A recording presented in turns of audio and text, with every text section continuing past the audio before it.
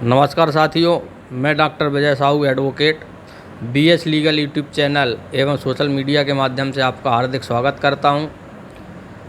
आज हम बात करने जा रहे हैं हमारे बुंदेलखंड के हम सभी के आदर्श आदरणीय डॉक्टर डीपी गुप्ता सर से, जिन्होंने कई वर्षों तक बुंदेलखंड महाविद्यालय में अपनी सेवाओं से कई छात्रों को वो मुकाम हासिल करवाया है जो छात्रों की एक दिल में तमन्ना रहती थी कि कभी हम जज बन सकें, कभी हम एपीओ बन सकें, कभी हाई कोर्ट और सुप्रीम कोर्ट में अच्छे अधिवक्ता बन सकें।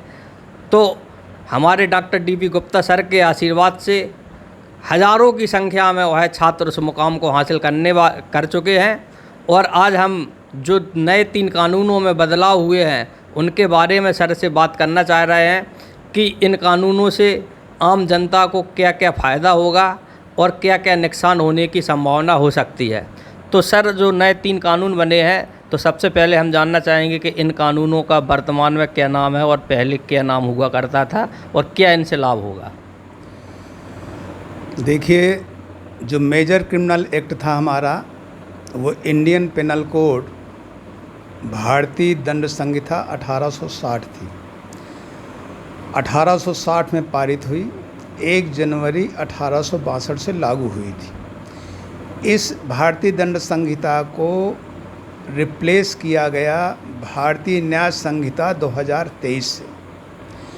लेकिन ये संयोग की बात मानिए कि 1860 में भारतीय दंड संहिता जो पारित की गई थी वो अधिनियम संख्या 45 वो भी थी, और भारतीय न्याय संहिता जो पारित की गई 2023 में वो भी अधिनियम संख्या 45 ही है। ये संयोग मान लीजिए या और कुछ मान लीजिए, तो संसद जाने। देखिए, इसमें अक्सर ये कहा जाता है कि आईपीसी की धाराएं 511 थी और भारतीय न्याय संहिता में धारा 358 की धाराएं कम कर दी गई।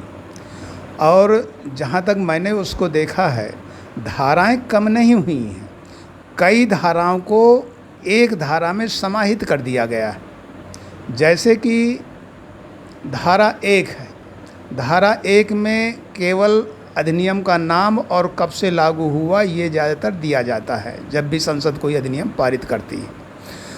और इस धारा 1 में उन्होंने भारतीय दंड संहिता की 5 धाराएं डाल दी कि इसका नाम भारतीय न्याय संहिता 2023 होगा, ये 1 जुलाई 2024 से जो है लागू होगी। इसके बाद भारत में से जो अपराध करेगा वो प्रत्येक व्यक्ति दोषी होगा। धारा 2 को धारा 1 में डाल दिया।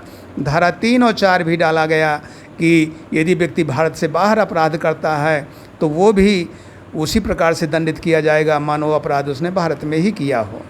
तो धारा 1 में धारा 1 से लगाकर 5 तक भारतीय दंड संहिता की डाल दी गई। अब आइए जरा धारा 2 में। हमारी भारतीय दंड संहिता में परिभाषाएं धारा 6 से लगाकर धारा 52A तक थी। इतनी परिभाषाएं थीं, और धारा 6 से लगाकर 52A तक सारी परिभाषाओं को धारा 2 में डाल दिया है, केवल जॉइंट लायबिलिटी के अलावा ये सारी धाराएं धारा 2 में डाल दिया। तो अपने आप धाराएं कम हो जाएंगी। जब इतनी धाराएं आप एक धारा में डाल देंगे ABCD करके, तो धाराएं कम हो जाएंगी। धारा 3 में उन्होंने जॉइंट लायबिलिटी डाला, जिसमें धारा 32 आ गई, धारा 34, 35, 36, 37 और 38, जिसमें संयुक्त उत्तरदायित्व वाली धाराएं हैं, इनको धारा 3 में इकट्ठा कर दिया उन्होंने।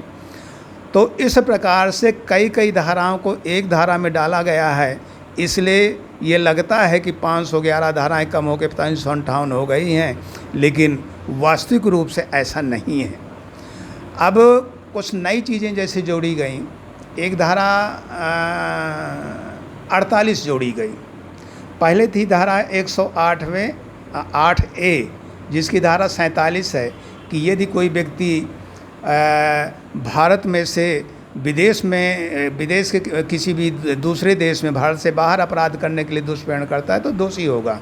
इसके साथ एक धारा 48 अब नई जोड़ी गई, जिसमें यह है कि यदि कोई व्यक्ति विदेश में रहकर भारत में अपराध करने के लिए दुष्प्रेरण करता है तो वो भी दोषी होगा। ये नया है, पहले नहीं था ये।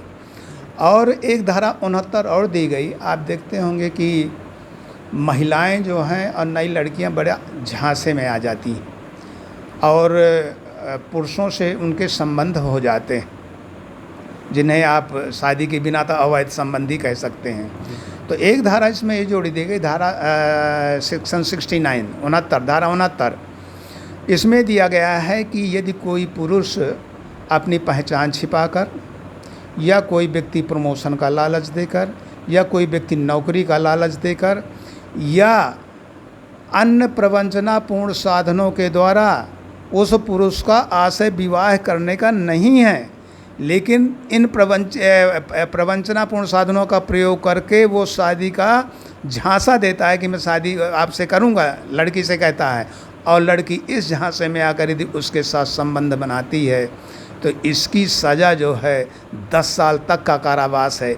ये नई धारा जो है महिलाओं के प्रोटेक्शन के लिए, महिलाओं के संरक्षण के लिए जोड़ी गई है, जो कि बहुत ज़रूरी थी। इसके साथ ही आईपीसी में बहुत से प्रावधान हैं जिससे बाद में चर्चा करेंगे। धन्यवाद। जय हिंद, जय भारत।